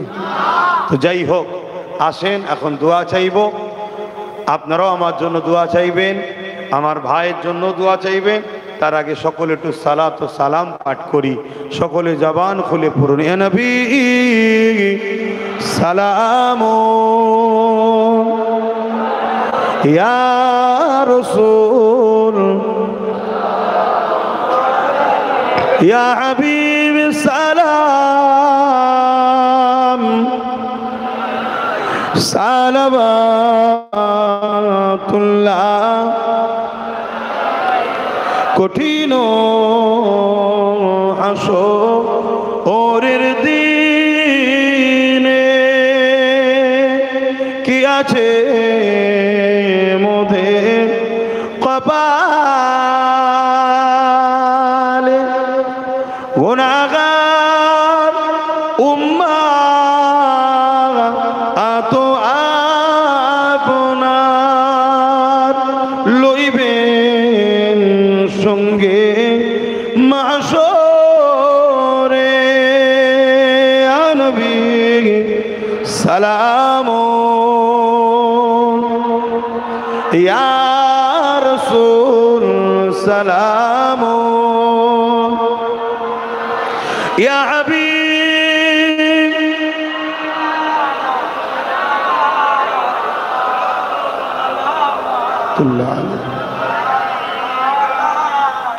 এই যে দাঁড়িয়ে সালাম দিচ্ছি আমরা, এলি আমাদের সমাজে একটা ইখতিলাফ আছে, তাই তো নাকি? আমি বলবো ইখতিলাফ বন্ধ করুন, ঐক্য তৈরি করুন, একতা তৈরি করুন। না হয় বিপদ মুসলমানেরা আছে, ফুরফুরাওয়ালারা নয়, দেওবন্দিওয়ালারা নয়, বেরেলিওয়ালারা নয়, তবলিগওয়ালারা নয়, মুসলমান বিপদে আছে। কথা কি ভুল বললাম? অতএব আপনার আমির, আপনার হুজুর, আপনার শায়েখ, আপনার হজরত আপনার কাছে থাকুক। বাড়াবাড়ি না করে আপনি যেটা শিখেছেন সেটা শিখুন, আমি যেটা শিখেছি আমি থাকি। এই নিয়ে আলোচনা না করে আমাদেরকে এখন এক মুঠো হওয়া দরকার। ঠিক না বে? ঠিক। এবারে আমরা দাঁড়াই কেন এটা জানা দরকার। এবং কেউ যদি বসে সালাম দেয়, আমরা তাদের বিরুদ্ধে কোনো ফতোয়া দিই না, তাদের বিরোধী আমরা করি না, করবেন না। কেন? এটা প্রেমের ব্যাপার, আদবের ব্যাপার। কে কিভাবে তার নবীকে প্রেম করবে তার বিষয় সে জবাব দেবে। এবার আমরা দাঁড়াই কেন? এজন্যে দাঁড়াই, আল্লাহ যখন দরুদ পড়তে বললেন তখন বললেন সল্লু, শুধু বললেন দরুদ পড়ো। সালামের বেলায় আল্লাহ বললেন অসাল্লিমু তাসলিমা, যখন সালাম দেবে দিবার মতো করে দাও, সব থেকে উত্তম ভক্তি ভালোবাসা আদবের সাথে দাও। আল্লাহ কেন? দরুদ পড়লে নেকি হয়, ফারিস্তা লিখবে। সালাম তুই দিবি, আমার মাহবুব জবাব দেবে আদবের সাথে লে। এজন্য আমরা আদবের সাথে দাঁড়িয়ে সালাম দিই। মিশকাত শরীফ বাবুল আদব কিতাবুল কিয়াম, নবী পাককে সাহাবা হুজুররা দাঁড়িয়ে দাঁড়িয়ে সালাম দিতেন। জোরে বলুন সুবহানাল্লাহ। ভারতবর্ষে জিনাকে বাদ দিলে মুহাদ্দিসই থাকবে না। আব্দুল আজিজ মুহাদ্দিস দেহলভী, শাহ অলিউল্লাহ মুহাদ্দিস দেহলভী, আব্দুর রহিম মুহাদ্দিস দেহলভী। দিল্লিতে জিনাদের মাজার আছে, তিনারা দাঁড়িয়ে দাঁড়িয়ে রসুলকে সালাম দিয়েছে। জোরে বলুন সুবহানাল্লাহ। প্রত্যেকটা ভারতের মুহাদ্দিসের দাদা উস্তাদ ইনারা, ইনাদেরকে বাদ দিয়ে কওয়ালা হাদ্দাসানা অমুক, কওয়ালা হাদ্দাসানা অমুক, ইনাদেরকে বাদ দিয়ে হাদিসের সনদ রাবি মিলাতে পারবেন না। কথা বুঝে আসছে? তিনারা দাঁড়িয়ে সালাম দিয়েছে, তাই আমরা দিই। কিন্তু এরপরে আবার বলছি, কেউ যদি বসে দেয় তার বিরুদ্ধে আমরা ফতোয়া দিই না। কিন্তু আমরাও আশা রাখবো আমাদের দাঁড়ানোতে আমাদেরকেও কেউ বেদাতি ফেদাতি ফতোয়া না দিক, এটাও আমরা আশা রাখবো। তাই তো নাকি? তাহলেই তো মিল থাকবে। আপনি গাল দিয়ে ফেললে, আমার বাপ দাদাকে বেদাতি বলে ফেললে, তাহলে আমাদেরও তো গায়ে লেগে যাবে। তখন আমরা ফতোয়া তখন খুঁজবো নাকি? তাহলে এই ফতোয়াবাজি করতে করতে ঝগড়া হবে। এই ঝগড়া করার কি এখন টাইম? হ্যাঁ, তারপরে ঘরে ভাই ভাই জমি জায়গা ভাগ ভাগরা যা হয় হবে, পরে হবে কোনি। এখন তো পুরো উচ্ছেদ করতে হবে বলছে। আমার কথা কি খারাপ লাগছে নাকি আপনাদের? তা একটু সালামের পরে দোয়া করবো, কমসে কম দোয়াতে একটু নেবে আসা যাবে না? তার থেকে একটু নেবে আয়, দেখি কারা ভালোবাসি, নেবে মুখটা একটু দেখি, কারা শোনে দেখি আমার কথা শোনে। কমসে কম দোয়াতে নিচেই নেবে আসে। নিচেই বসতে চাইছে না ঠান্ডায়। এই এত লাইটিং টাইটিং না করে যদি ছেড়ে দিতিস চট দিয়ে, মনে আরো ভালো লাগছে। আরো ছেড়ে দিলে লোকগুলো বসতে আরো সুবিধা হতো। একটু নিচেই নেবে আসো, সামনের দিকটা আসো না, মুখ দেখতে পাচ্ছি না। এইদিকে তো হ্যালোজেন আমার মুখে, সাইডে কে আছে আমি দেখতেই পাচ্ছি না। হ্যালোজেন তোমার মুখে, নেবে আসো, দেখি ভালোবাসার কথা শোনো কি না। আর যারা ভালোবাসে না তারা না আসে না আসো, কিন্তু দু চারটা তো নাপছে নাকি গো, দেখতে পাচ্ছ তো নাকি? আমি তো আলো তো বুঝতে পারছি না, নাপছে তো। আর এইটুকু বিশ্বাস রাখে, ভালোবাসার লোকেরা শোনে। আরে একটু ধুলো পড়ে গেছে, মাজা ঘষা করে দিলেই আবার চকচকে হয়ে যাবে। কি সোহবত খারাপ ছিল, খারাপ হয়ে গেছে, একটু ধরে মাজা ঘষা করে দিলে আমাদেরই তো ভাই সব। আল্লাহ করে সব আল্লাহর ওলি হয়ে কবরে যাবে, বলুন ইনশাআল্লাহ। হ্যাঁ, কোনো টেনশন নেই। কিন্তু মনে রাখবে, তোমার দ্বারা ইসলামের ক্ষতি যেন না হয়। উপকার যদি করতে নাও পারো, ইসলামের ক্ষতি করবে না, তাহলে কিন্তু আল্লাহ মাফ করবে না। কারণ অনেক কষ্টের বিনিময় ইসলাম, অনেক লক্ষ লক্ষ জীবনের বিনিময়ে ইসলাম, লক্ষ লক্ষ মা বিধবা হয়েছে, লক্ষ লক্ষ বাচ্চা এতিম হয়েছে, তারপরে ইসলাম। এত সহজ নয় ভাই। হে নবী সালাম ইয়া রাসূল সালাম ইয়া হাবিব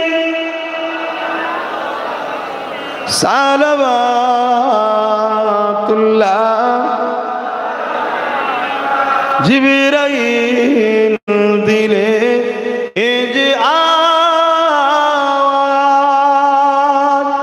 খুলে দাও আসমানের দুয়ার, এসেছেন নবী ঈদের সরদার, করিতে আল্লাহ আরো দিদার। ইয়া নবী সালাম ইয়া রাসূল সালাম ইয়া হাবিব সালাম সালাওয়াতুল্লাহ।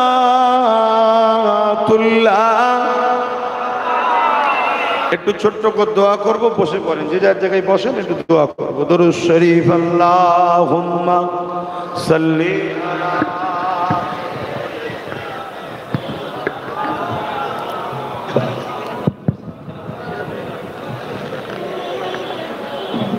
বাপজান আমার, দোয়া চাইছি। প্রতি শুক্রবার দিন দরবারে থাকি, কোনো দরকার থাকলে যাবেন। এবং প্রতি শুক্রবার সন্ধ্যে 7টা থেকে লাইভে বসি আমি। বিভিন্ন ভাইদের অনেক প্রশ্ন থাকে, জলসায় ভিড় ব্যস্ততা ধরুন কথা বলার সময় পাই না। আল্লাহকে সাক্ষী রেখে বলছি, আমি খাওয়া দাওয়ার করারও সময় পাই না, এত ব্যস্ত থাকি। তো যাই হোক, আল্লাহ রেখেছে জিহালে আলহামদুলিল্লাহ। সেই জন্যে ওই শুক্রবার দিন লাইভে বসি সন্ধ্যে 7টা থেকে, মানুষজন প্রশ্ন করে উত্তর দিই।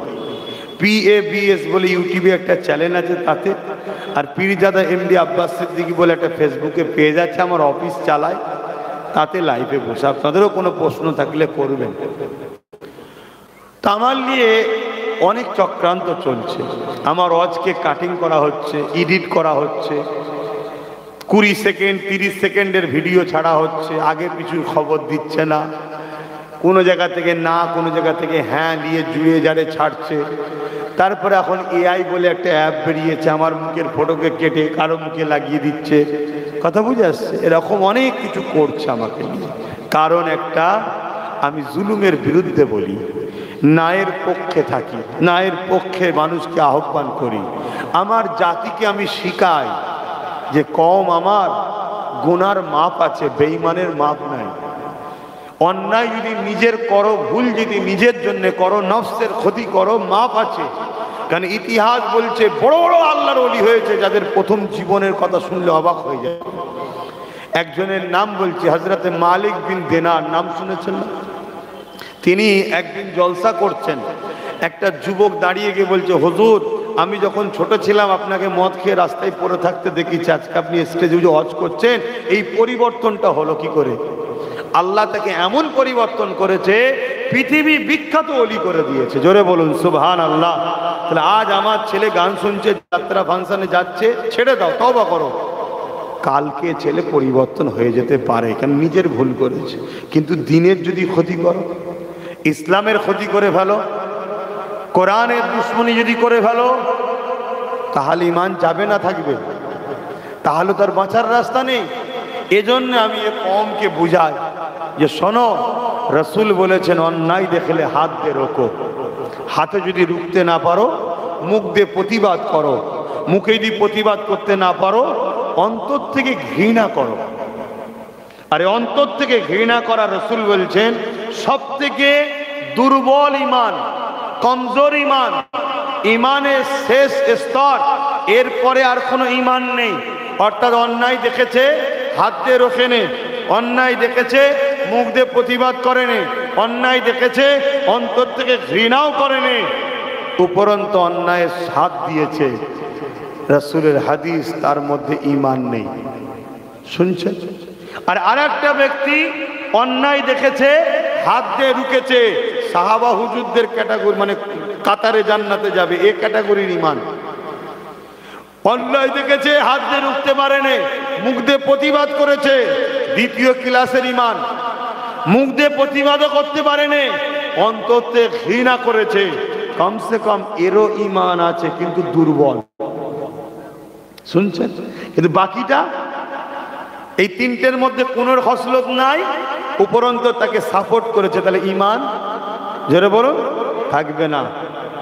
উদাহরণ, আল্লাহ নবী মিশকাত শরীফের হাদিসের মধ্যেও পাবেন, আল্লাহ নবী বলছে কেউ জালিম জানার পরও, মনকে শুনবেন, খুব চর্চা হচ্ছে আমাকে নিয়ে সব জায়গায়, কেউ জালিম জানার পরও তাকে যদি সাথ দেয়, সহযোগিতা করে, শক্তিশালী করে, সাপোর্ট করে, আল্লাহ রসুল বলছে ওই উম্মতটা ইসলাম থেকে বেরিয়ে যায়।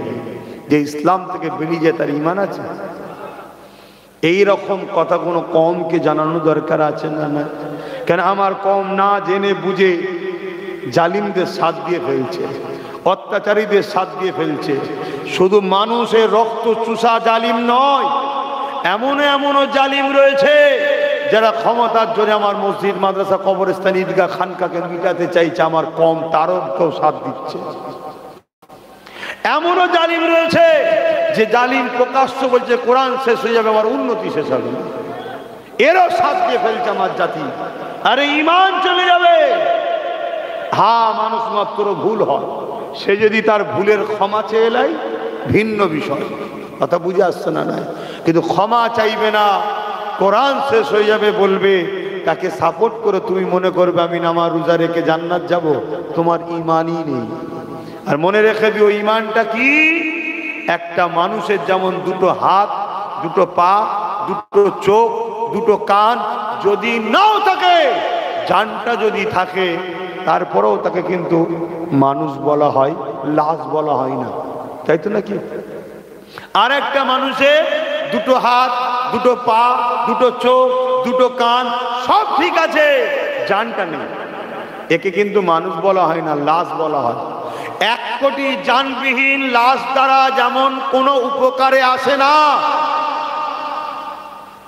1 কোটি ঈমান হারা মুসলমান দ্বারা দিনের কোনো কাজে লাগে না।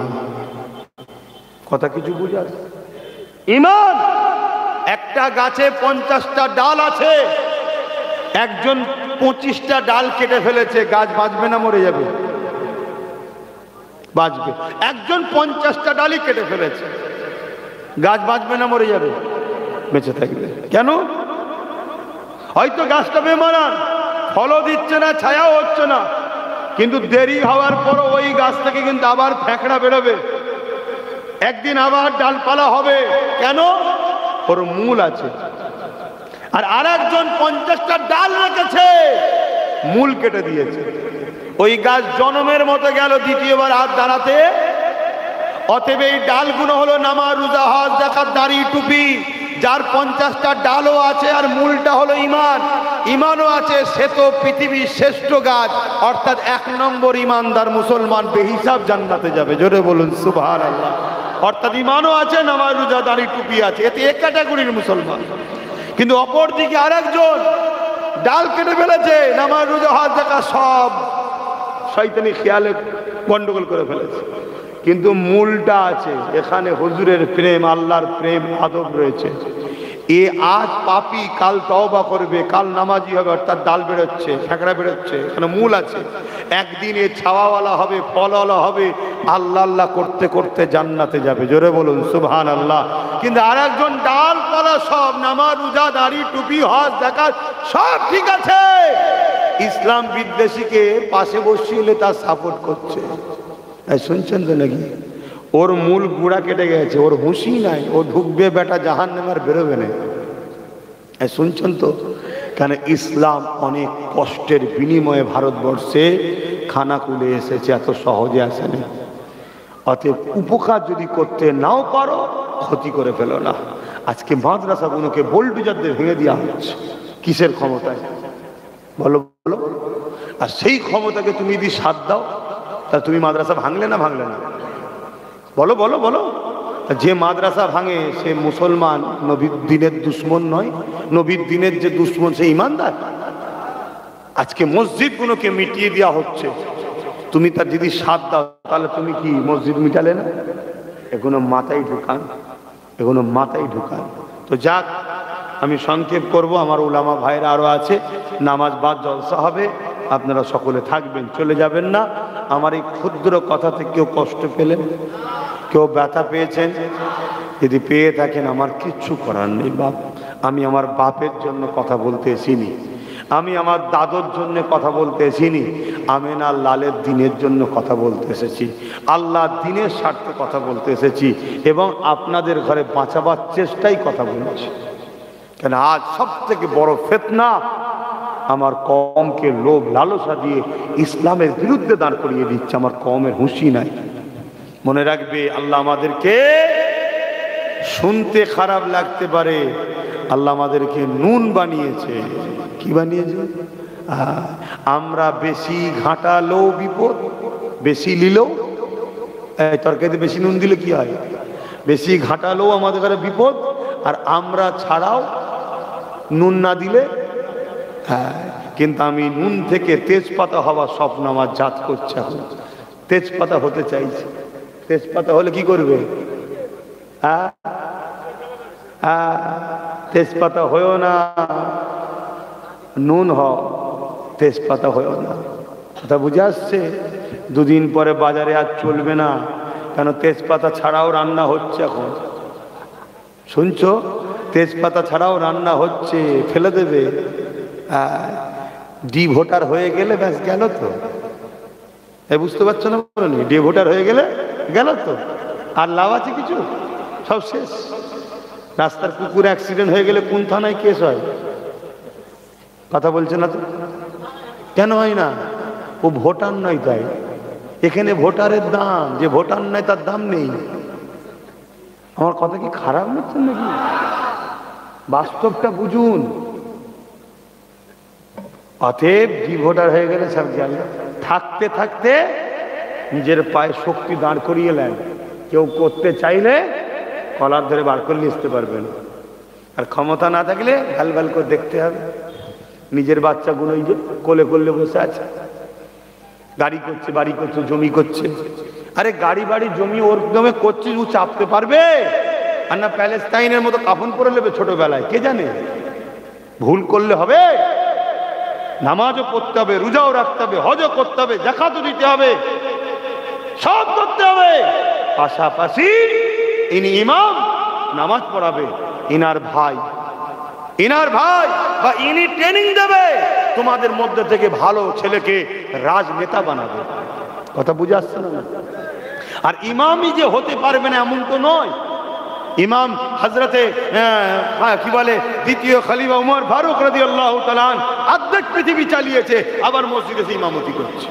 তাহলে আমাদের ইমাম যদি প্রতিটা মুসলিম মহল্লার ইমাম, মুসলিম মহল্লার বুথের প্রধান হবে, কি বলে দায়িত্বে থাকবে, তো অসুবিধা কি আছে? মাথায় ঢুকে গেছে ইমামের কাজ নামাজ পড়ো আর মুরগি জবাই করো, আর শুধু বোতলে ফুঁদাও। হুজুর পেট ব্যথা করছে, ফুঁদাও, হুজুর খাবো আমি। হুজুরের কাজ শুধু এটা না? হ্যাঁ, এই জন্য বলে মোল্লার দৌড় মসজিদ তলা। অ্যাকচুয়ালি কথাটা হলো ভুল। আরে মোল্লার দৌড় তো আল্লাহর আরশ পর্যন্ত। জোরে বলুন সুবহানাল্লাহ। পৃথিবীতে কে আছে মোল্লা ছাড়া বলতে পারবে আল্লাহর আরশের নিচে কি কি আছে না আছে? একমাত্র মোল্লারাই বলতে পারে। মোল্লার দৌড় আল্লাহর আরশ পর্যন্ত। কিন্তু সেই জায়গাটাকে আমরা নিজেরাও এক শ্রেণীর মোল্লারা শেষ করেছি। আর আমার কম ও মোল্লাদের ঘরে, ও বাবা মলি সাহেব তুমি এইসব জিনিস বোঝো না, তুমি মসজিদে থাকো, এই করে করে কয়ে ঢুকিয়ে দিয়েছি। আর আজকে লাও এবার ঠেলা কেমন হচ্ছে দেখো। যাক, বেজার হচ্ছেন? তওবা করেছি, আসেন তওবা করেন। বিসমিল্লাহির রহমানির রহিম। আল্লাহ তাআলা আমি জানা অজানা, ইচ্ছা ও ইচ্ছা